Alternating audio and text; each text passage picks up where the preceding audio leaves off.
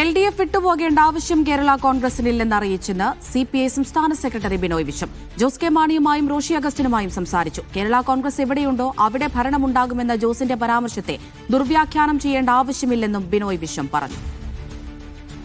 ഇന്നലെ സംസാരിച്ചു ജോസ് കെ മാണിയോട്, പലവട്ടം ഞങ്ങൾ സംസാരിച്ചിട്ടുണ്ട് റോഷി അഗസ്റ്റിനോട്.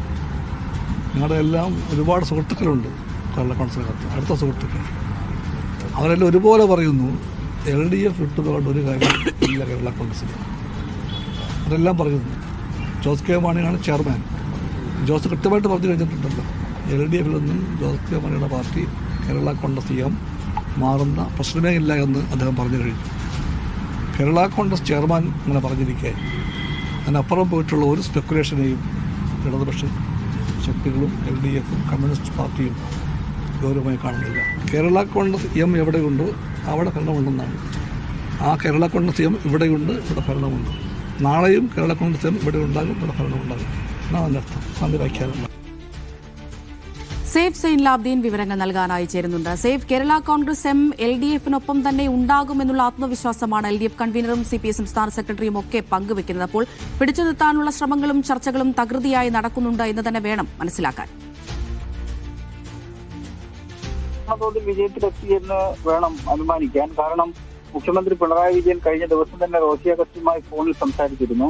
മുന്നണി വിട്ടു പോകരുത് എന്നുള്ള ആവശ്യമാണ് മുഖ്യമന്ത്രി മുന്നോട്ട് വെച്ചത്.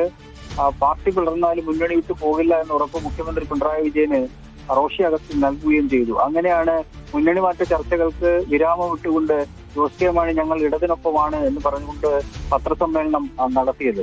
ഇതിപ്പോൾ ഇത് ഇടതു നേതാക്കളെല്ലാം തന്നെ, പ്രധാനപ്പെട്ട ഘടകകക്ഷികളെല്ലാം തന്നെ ജോസ് കെ മാണിയുമായി സംസാരിച്ചിരുന്നു. അതിന്റെ ഭാഗമായിട്ടാണ് ബിനോയ് വിശ്വവും സംസാരിച്ചത്. കാരണം മുന്നണിയിൽ രണ്ടാമത്തെ ഘടകകക്ഷി എന്ന നിലയിൽ അവരെ കൂടെ നിർത്തുക, മേഖലാ ജാഥയുടെ ക്യാപ്റ്റൻ ജോസ് കെ മാണി ആവുക, ജാഥ നയിച്ച് ഒറ്റക്കെട്ടായിട്ട് തെരഞ്ഞെടുപ്പിനെ നേരിടുക. അതിൽ CPM മാത്രമല്ല PPIക്കും പങ്കാളിത്തമുണ്ട്. അങ്ങനെയാണ് ബിനോയ് വിശ്വം ഫോണിൽ സംസാരിക്കുന്നത്. ഇടതുമുന്നണി കൺവീനർ ഇപ്പോൾ വ്യക്തമാക്കിയത് അത് തന്നെയാണ്.